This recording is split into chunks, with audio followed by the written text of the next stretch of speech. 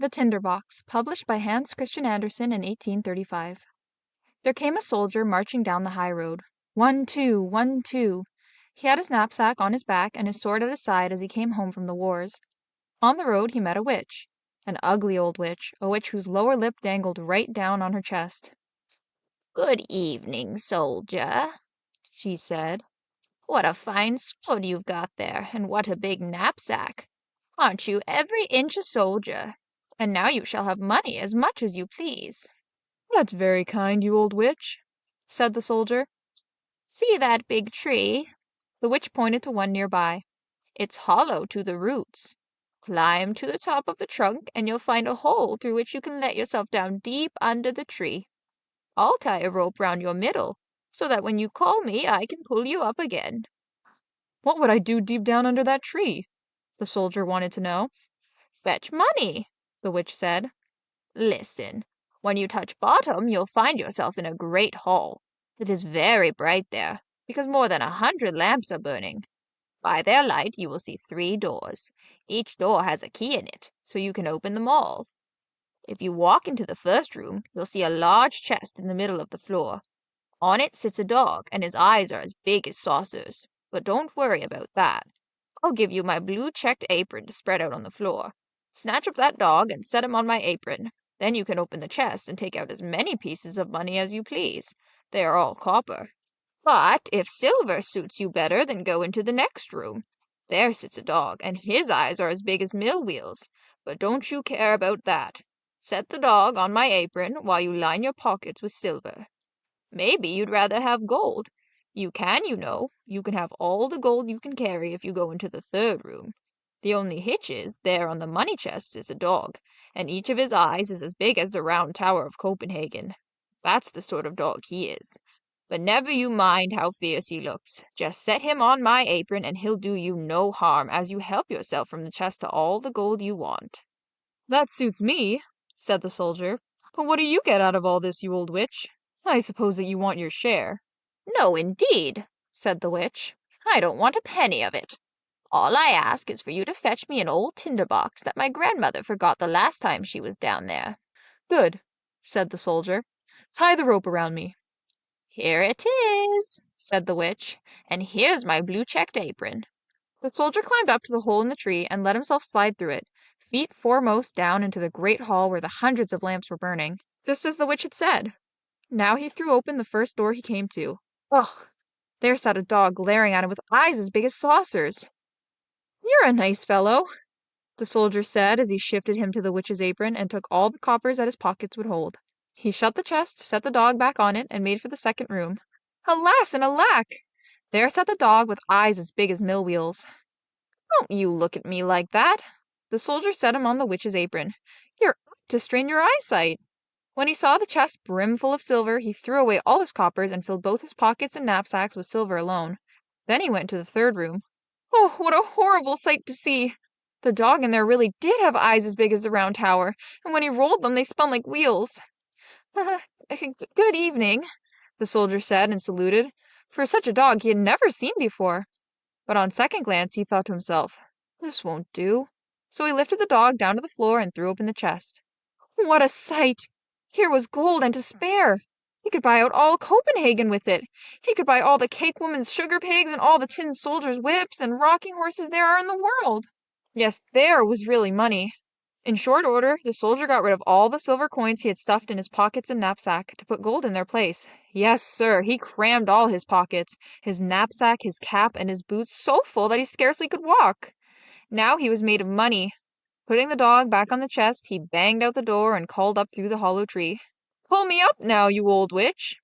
"Have you got the tinder box?" asked the witch. "Confound the tinder box!" the soldier shouted. "I clean forgot it." When he fetched it, the witch hauled him up. There he stood on the high road again with his pockets, boot, knapsack, and cap full of gold. "What do you want with the tinder box?" he asked the old witch. "None of your business," she told him. "You've had your money, so hand over my tinder box." "Nonsense," said the soldier. "I'll take out my sword and I'll cut your head off if you don't tell me at once what you want with it."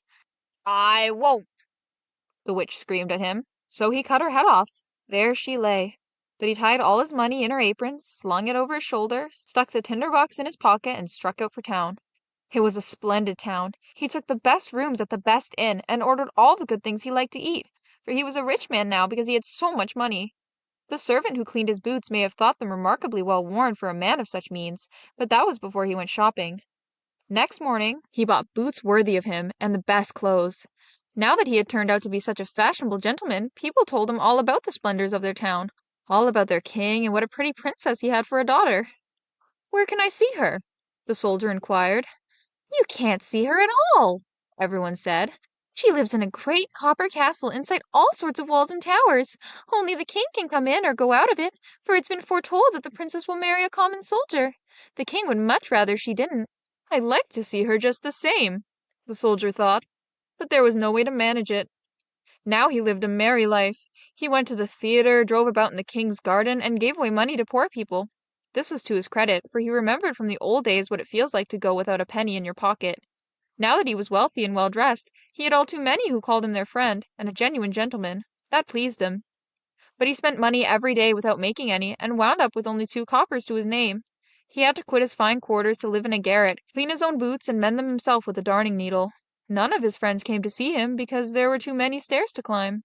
One evening, when he sat in the dark without even enough money to buy a candle, he suddenly remembered there was a candle end in the tinder box that he had picked up when the witch sent him down the hollow tree. He got out the tinder box, and the moment he struck sparks from the flint of it, his door burst open, and there stood a dog from down under the tree. It was the one with the eyes as big as saucers. "What," said the dog, "is my lord's command?" "What's this?" said the soldier. "Have I got the sort of tinder box that will get me whatever I want?" "Go get me some money," he ordered the dog. Zip! The dog was gone. Zip! He was back again, with a bag full of copper in his mouth. Now the soldier knew what a remarkable tinder box he had. Strike it once, and there was the dog from the chest of copper coins. Strike it twice, and here came the dog who had the silver. 3 times brought the dog who guarded gold. Back went the soldier to his comfortable quarters. Out strode the soldier in fashionable clothes. Immediately his friends knew him again because they liked him so much. Then the thought occurred to him. Isn't it odd that no one ever gets to see the princess? They say she's very pretty, but what's the good of it as long as she stays locked up in that large copper castle with so many towers? Why can't I see her? Where's my tinder box? He struck a light, and zip came the dog with eyes as big as saucers. "It certainly is late," said the soldier, "practically midnight. But I do want a glimpse of the princess, if only for a moment." Out the door went the dog, and before the soldier could believe it, here came the dog with the princess on his back. She was sound asleep, and so pretty that everyone could see she was a princess. The soldier couldn't keep from kissing her, because he was every inch a soldier. Then the dog took the princess home. Next morning, when the king and queen were drinking their tea, the princess told them about the strange dream she'd had, all about a dog and a soldier. She'd ridden on the dog's back, and the soldier had kissed her. "Now that was a fine story," said the queen. The next night, one of the old ladies of the court was under orders to sit by the princess's bed and see whether this was a dream or something else altogether. The soldier was longing to see the pretty princess again, so the dog came by night to take her up and away as fast as he could run. But the old lady pulled on her storm boots and ran right after them. When she saw them disappear into a large house, she thought, "Now I know where it is," and drew a big cross on the door with a piece of chalk. Then she went home to bed, and before long the dog brought the princess home too. But when the dog saw that cross marked on the soldier's front door, he got himself a piece of chalk and cross-marked every door in the town. This was a clever thing to do, because now the old lady couldn't tell the right door from all the wrong doors he had marked. Early in the morning along came the king and the queen, the old lady, and all the officers to see where the princess had been. "Here it is," said the king when he saw the first cross mark. "No, my dear, there it is," said the queen, who was looking next door. "Here's one, there's one, and yonder's another one," said they all. Wherever they looked they saw chalk marks, so they gave up searching. The queen, though, was an uncommonly clever woman who could do more than ride in a coach. She took her big gold scissors, cut out a piece of silk, and made a neat little bag. She filled it with fine buckwheat flour and tied it onto the princess's back. Then she pricked a little hole in it so that the flour would sift out along the way, wherever the princess might go. Again the dog came in the night, took the princess on his back, and ran with her to the soldier, who loved her so much that he would have been glad to be a prince just so he could make her his wife. The dog didn't notice how the flour made a trail from the castle right up to the soldier's window, where he ran up the wall with the princess. So in the morning it was all too plain to the king and queen just where their daughter had been. They took the soldier and they put him in prison. There he sat. It was dark and it was dismal, and they told him, "Tomorrow is the day for you to hang." That didn't cheer him up any, and as for his tinder box, he'd left it behind at the inn. In the morning he could see through his narrow little window how the people all hurried out of town to see him hanged. He heard the drum beats and he saw the soldiers march. In the crowd of running people he saw a shoemaker's boy in a leather apron and slippers. The boy galloped so fast that off flew one slipper, which hit the wall right where the soldier pressed his face to the iron bars. "Hey there, you shoemaker's boy, there's no hurry," the soldier shouted. "Nothing can happen till I get there. But if you run to where I live and bring me my tinder box, I'll give you 4 coppers. Put your best foot foremost." The shoemaker's boy could use 4 coppers, so he rushed the tinder box to the soldier and, well, now we shall hear what happened. Outside the town a high gallows had been built. Around it stood soldiers and many 100,000 people. The king and queen sat on a splendid throne, opposite the judge and the whole council.